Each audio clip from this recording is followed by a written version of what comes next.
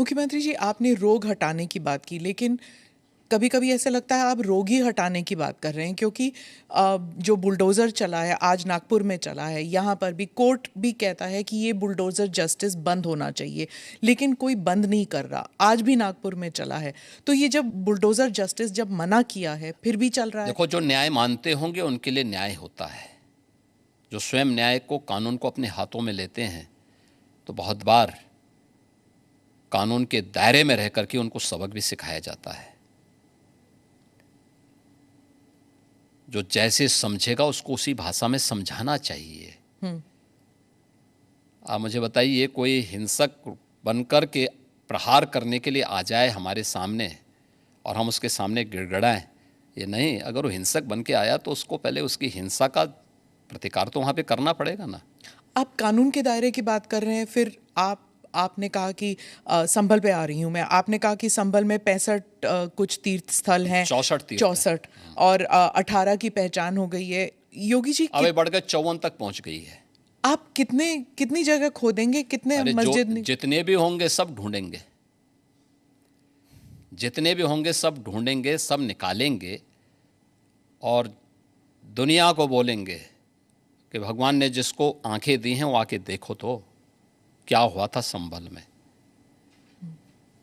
देखिए, संभल एक सच्चाई है, और मैं इसलिए नहीं कह रहा हूं भाई आपको उपासना विधि की पूरी छूट है, कहीं भी आप बनाइए, लेकिन आप तो इस्लाम के मुद्दों से ही भटक करके काम किए हैं। पर ये तो बन चुके हैं, अब बन नहीं चुके हैं। इस्लाम कहता है कि किसी भी हिंदू मंदिर या किसी हिंदू घर को तोड़ करके आपके द्वारा बनाई गई कोई भी इबादत गृह ये खुदा को स्वीकार्य नहीं है। क्यों आपने बनाई? आप तो इस्लाम के विरुद्ध आचरण कर रहे हैं। पर आप तो कानून के दायरे में रहकर, हम कानून के दायरे में रह के सब काम कर रहे हैं। अगर कानून के दायरे में रह रहे हैं तो फिर आप मथुरा की बात क्यों उठा रहे हैं? मथुरा की बात क्यों नहीं उठा रहे? मथुरा श्री कृष्ण की जन्मभूमि नहीं है क्या? पर वो तो अब कोर्ट में है ना। कोई कोर्ट का ही आदेश पालन कर रहे हैं ना, तो अब तक तो वहाँ बहुत कुछ हो गया होता।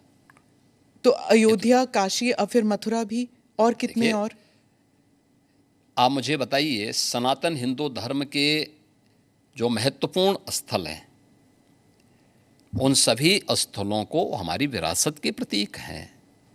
देखिए, डॉक्टर राम मनोहर लोहिया के नाम पे राजनीति बहुत सारे लोग करते होंगे। संभल में 65 निकाल रहे हैं आप, तो फिर 65 नहीं, वहाँ 68 सभी तीर्थों को हम निकाल रहे हैं। 54 से अधिक निकल चुके हैं और बाकी सभी को ढूंढ रहे हैं। शास्त्रीय प्रमाण उसके मौजूद हैं, उनको दिखा रहे हैं कहाँ कहाँ हैं। जिसने भी कब्जे किए होंगे उनको एक एक करके सबको निकालेंगे। कितने मस्जिद फिर निकलेंगे? मस्जिद, देखिए, सवाल मस्जिद का नहीं है, जितने अतिक्रमण होंगे वो अतिक्रमण हटेंगे। बीते साल रामनवमी के मौके पर बंगाल में जब काफ़ी हिंसा हुई थी, जब प्रदर्शन निकला था, इस बार भी बीजेपी कह रही है कि वहाँ रामनवमी में शोभा यात्रा निकाले जाएंगे। उत्तर प्रदेश में ईद और रामनवमी, उसको लेकर क्या आपने कोई सख्त निर्देश दिए हैं कि हिंसा नहीं होनी चाहिए? देखिए, हम लोग समय समय पे प्रशासन के साथ बैठते हैं और पहले से ही इसके लिए एक एसओपी हम लोगों ने तैयार करके रखी हुई है। और उत्तर प्रदेश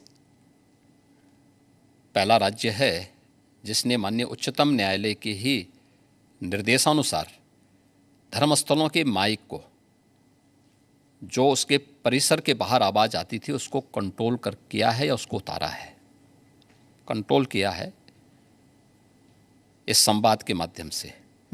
आप मुझे बताइए कि उत्तर प्रदेश जैसे राज्य में अगर हम कर सकते हैं तो बंगाल में क्यों नहीं हो सकता? यहाँ पर होली पर भी मस्जिद के ऊपर नहीं, टापलिन चला गया था। देखिए, अब रंग खेल रहे हैं तो हो सकता गया, तो उससे कोई अस्तित्व खराब तो नहीं हुआ किसी का। आप मुझे बताइए, पहले तो कभी नहीं हुआ था। ऐसा नहीं है।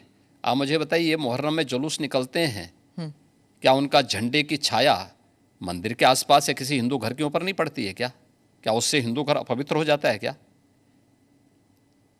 ये सख्त निर्देश हैं कि भाई जिसको रंग से परहेज है उस पर मत डालना, लेकिन फिर भी पड़ गया है और प्रशासन उसको साफ करके फिर से नगाई पुताई कर दे रहा है।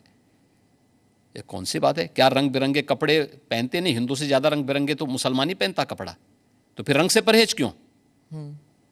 यानी तो दोहरा आचरण है। तो क्या रंग बिरंगी कपड़े पहने लेकिन अगर रंग पड़ जाए तो हाय तौबा मचाते हैं। ये नहीं हो सकता है, ये दोहरा आचरण क्यों मचाते हो जी? अरे गले मिलो। बहुत सारे मुसलमानों ने रंग में होली खेली है। शाहजहांपुर में तो नवाब साहब की पूरी झांकी निकलती, शोभा यात्रा ही निकलती वहां पे। तो हमने महाकुंभ के दौरान भी देखा था कि कई मुसलमान आए थे। तो क्या दिक्कत है? हाँ, अच्छी बात थी। अगर कोई अपने को भारतीय मानता है, कुंभ तो सभी भारतीयों का है और आना चाहिए कुंभ में। मैंने तो कहा था जो भारतीय बनकर के आएगा, श्रद्धा भाव के साथ आएगा, उसका स्वागत है। महाकुंभ लेकिन पे- अगर कोई किसी नकारात्मक मानसिकता के साथ आता है तो स्वीकार्य नहीं। जी